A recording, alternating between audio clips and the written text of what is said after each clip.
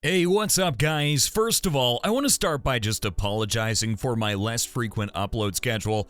I gotta say, things have been really hectic, but I really appreciate you guys hanging in there and waiting for more Tesla updates. And we're gonna start out this update today with one that is absolutely noteworthy. Not only that, it goes beyond being noteworthy. It is critical to examine. It's something that right now a lot of people probably aren't thrilled about. Now, first news I saw this morning, and a lot of you guys probably saw the same thing, Tesla's stock seeing quite a bit of a price decline, so much so that I believe it hit a 52-week low. I think that's a notification I saw this morning, and that's basically a low point for about 17 months. Now, that's according to Teslarati, and a lot of people are probably wondering, well, why? Why are we seeing that when Tesla is seemingly putting up great numbers? Things are looking good. I just bumped the microphone with the Model Y, the Model 3. The production is rolling along. It's honestly impressive in general. Why is this so much of a drop that we're actually seeing? And I want to say right now, this is my speculation, okay? But I think a lot of people right now are probably thinking along the same lines. And a lot of this, I think, could have to do with the Twitter acquisition. Now, I'm not going to sit here and say, well, Elon Musk should not have bought Twitter, should not have buyed. What am I saying? He should not have purchased Twitter, right? A lot of people look at that and they think, was that a good financial decision? Was that a solid decision for Tesla, or was it not? And here's the thing. Anytime we see acquisitions like this, there's going to be volatility, okay? There's been volatility with Twitter. There's been volatility with Tesla. There's been just a lot of buzz around the acquisition. And it is something that Musk has seemingly dedicated a good amount of attention to. So I'm not going to comment on that. I'm not going to comment on whether or not the acquisition is an issue. Because in my opinion, it's not. So I guess I did comment on that a little bit, but I digress. It is a very good thing. Musk is an avid Twitter user. He loves the platform. He uses it like every single day. It seems like a lot of the time he spends quite a bit of the day on Twitter, talking with people, asking people about features, talking about changes now with the platform. And of course, the perception that I think a lot of people have is Musk is getting distracted. He's getting distracted by Twitter. Well, he's really not, and I want to explain why, because I think we're seeing a bit of an investor reaction from this. We're seeing people in general saying, well, is Musk focusing on the right things? Is his mind in the right place? Elon Musk now has a very solid management structure set up at Tesla. We know that even a little bit ago, he wanted people to stop working remotely and to instead work in the office, right? Especially executives and managers. Elon Musk took that kind of approach so he could look at other things and expand his focus beyond just Tesla because, well, let's be honest, it's been a while since his focus was on just Tesla anyway. And when Elon Musk is working on something new, whether it's the Boring Company, whether it's Neuralink, whatever it is, there is a bit of a period where there is a slight distraction. Now, does that mean that Musk is moving on completely? No, it does not. It doesn't mean that Musk is giving up on his ventures. It simply means that, quite frankly, when it comes down to it, he is doing something else for a short while. I think we need to understand that Elon Musk does not need to dedicate every waking minute of his life to Tesla, especially because of the structures that he has put in place within the company.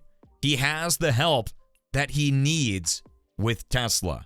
He has the overall endurance in the market, right? Tesla has established itself as a magnificent company for so many reasons. The best electric car company that I think anyone has ever seen. And it became the best in a market where it was very difficult for electric cars to gain traction. Tesla has done well during Democratic presidencies, during Republican presidencies. It's done well during global unrest, during times of conflict. It's done well seemingly across the board, and it's had a great momentum behind it. I personally do not see that changing with Musk buying Twitter. And we've got to realize also, Musk is maybe dedicating a bit more attention to Twitter than other purchases or than other companies that he started because he really likes the platform. He's a huge Twitter fan, okay? And he really is someone who's very, very passionate about Twitter and about its future. And we really can't look at him and say, why is he doing this? What is the deal? Well, we know what the deal is. He cares. And that's going to be great for Twitter. And that's going to be great for the other companies because it also gives him something that he's really passionate about. So I digress. I wanted to talk about that. I know that that's something that's really in the headlines, especially today. I think that every single day I see, a lot of mainstream media, especially sources and just media sources in general, looking at the performance of Tesla's stock. Why is it going up? Why is it going down? What's going on with Tesla's stock?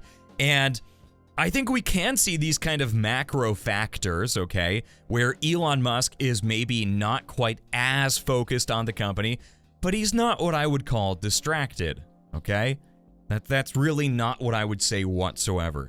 I think Tesla's doing some great work, and here's another focal point that I think really does need to be discussed, especially with this key point of news. And one thing that I think is incredibly, incredibly awesome here that a lot of people are really forgetting is that Elon Musk is a person who is driven by passion. He's driven by passion, okay? And when he works on something like this, like Twitter, like the Twitter acquisition, well, he's probably going to look at Twitter and he's going to say, hey, this is really cool. I really like this. I like working on this. It's a great project. It's got a great purpose. There you go. It really does bolster his interest, and I think it also means that he puts forward even more effort, which is such a great thing. I think a lot of people are kind of quick to look at this and say, is this a distraction? Instead of looking at it and saying, is this an additive factor? Is this a factor that instead of distracting is making Musk a better business leader? Is it giving him more experience? Is it giving him something to look forward to when he wakes up in the morning? Because you might be thinking, well, nobody needs that. He should just get up and work anyway. Well, it helps, okay? I will say right now, the most successful, most driven people, even if they are proud to work, if they are showing up every day, getting the job done, putting their 100% in, you know what makes that even easier? When you have something that you can think about during work that you're super passionate about, okay? Let's say that Elon Musk has to go to a big meeting for Tesla, and he knows that after that meeting, he's going to get to, move on, and meetings are pretty boring, I think, for everyone, and he's going to get to adjust something on Twitter. He's going to get to say, hey, we're changing this feature. People are going to like that. The feedback's going to be good, and he's going to come back to the next meeting for Tesla refreshed, interested, right? His mind full of ideas. And his heart, filled with passion. I know that sounds funny, but it really does matter. It matters way more than people understand. Something like this can be a force multiplier, okay? And let's remember also that right now we're looking at midterm elections, right? A lot of times midterm elections see quite a bit of fluctuation with the markets. It's oftentimes not unheard of. And again, that's my opinion, right? But I think it's something that we can look at. We're seeing, quite possibly a number of political considerations along with that. And that stuff doesn't exist in a vacuum. We're seeing the Fed, the federal government, right, the Federal Reserve, I should say, still looking at a policy of quantitative tightening instead of quantitative eating. What am I saying? Easing. Okay, I think you guys know what I mean. Quantitative eating. That sounds bizarre. But anyway, and that stuff, again, it doesn't exist in a vacuum. It is real, it is tangible, and it is something that makes a difference. So for companies that, again, have been focused on rapid growth, that's something else we've got to think about. So anyway, I know some people like to look at this and they like to say, well, if Musk would just stop working on Twitter, if he would just move on and just only look at Tesla, well, again, that's not something, these things don't exist in a vacuum. Let me know what you guys think. Thank you so much for watching. Tune in tomorrow to get my opinions on more stuff. Have a great one, and adios.